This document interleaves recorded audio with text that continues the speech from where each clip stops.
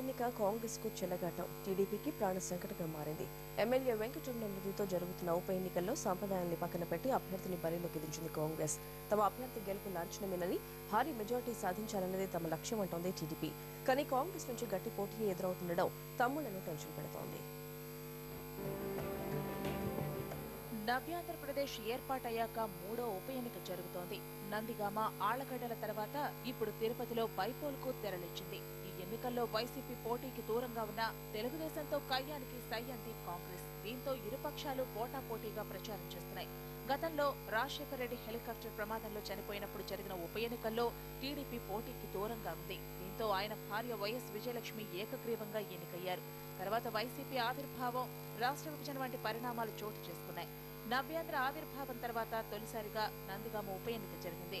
Nandigama MLA Tangirala Prabhakar చనిపోవడంతో ఆ స్థానం నుంచి ఆయన కూతురు సౌమ్య పోటీ చేశారు. అయితే ఆ ఎన్నికల్లో వైసీపీ సంప్రదాయాన్ని గౌరవించగా కాంగ్రెస్ అభ్యర్థిని బరిలోకి దించి ఘోర పరాజయాన్ని చవిచూసింది. ఆళ్లగడ్డలో వైసీపీ నేత శోభా నాగిరెడ్డి మరణంతో ఉప ఎన్నిక అనివార్యమైంది. ఇక్కడ కాంగ్రెస్, టీడీపీ పోటీకి దూరంగా ఉండటంతో శోభ కూతురు ఎన్నిక ఏకగ్రీవమైంది.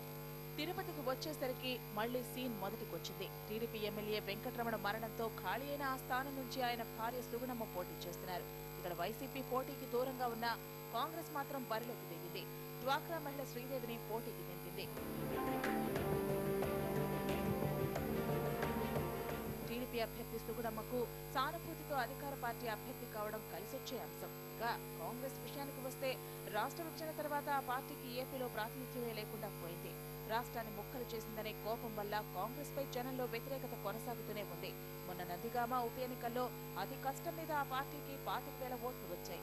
ఇప్పుడు తిరుపతిలో కూడా జరగబోయేది అదే అనే అభిప్రాయం వ్యక్తమవుతోంది. మరోవైపు కాంగ్రెస్ అభ్యర్థి శ్రీదేవి కూడా ప్రచారంలో బాగా వెనుకబడిపోయారు.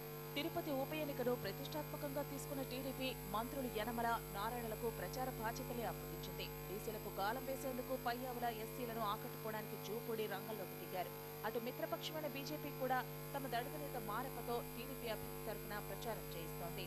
గతంలో వచ్చిన 42,000 మెజార్టీని అధిగమించాలన్నది టీడీపీ లక్ష్యం. కాంగ్రెస్ శిబిరం విషయానికి వస్తే చోటామోటా నాయకులు కూడా ప్రచారానికి దూరంగా ఉండటం విశేషం. అయితే వైసీపీ పోటీకి దూరంగా ఉన్న కాంగ్రెస్ తో మిలాఖత్ అయితే పరిస్థితి ఏమిటనే భయం టీడీపీని వెంటాడుతోంది. తిరుపతి నియోజకవర్గంలో మెజార్టీ ఓట్లు అర్థం ప్రాంతాల్లోనే ఉన్నాయి. గత ఎన్నికల్లో ఇక్కడ పోలింగ్ 60%కి మించలేదు. ఇప్పుడు కూడా అంతకు మించే అవకాశం లేదు. గత ఎన్నికల్లో తిరుపతిలో టీడీపీ అభ్యర్థికి 1,00,000 ఓట్లు రాగా కాంగ్రెస్ అభ్యర్థికి దక్కింది కేవలం 2,800 ఓట్లే. వైసీపీ బరిలో లేకపోవడం వల్ల ఈసారి టీడీపీ మెజార్టీ భారీగా పెరిగే అవకాశం ఉంది. కానీ వైసీపీ ఓట్లు కాంగ్రెస్ కు మళ్లితే టీడీపీ అభ్యర్థి మెజార్టీ తగ్గే ప్రమాదం లేకపోలేదు. దీంతో ఎన్నికల ప్రచారంలో కాంగ్రెస్ తో పాటు వైసీపీ పైన విమర్శనాస్త్రాలు సంధిస్తున్నారు టీడీపీ నాయకులు.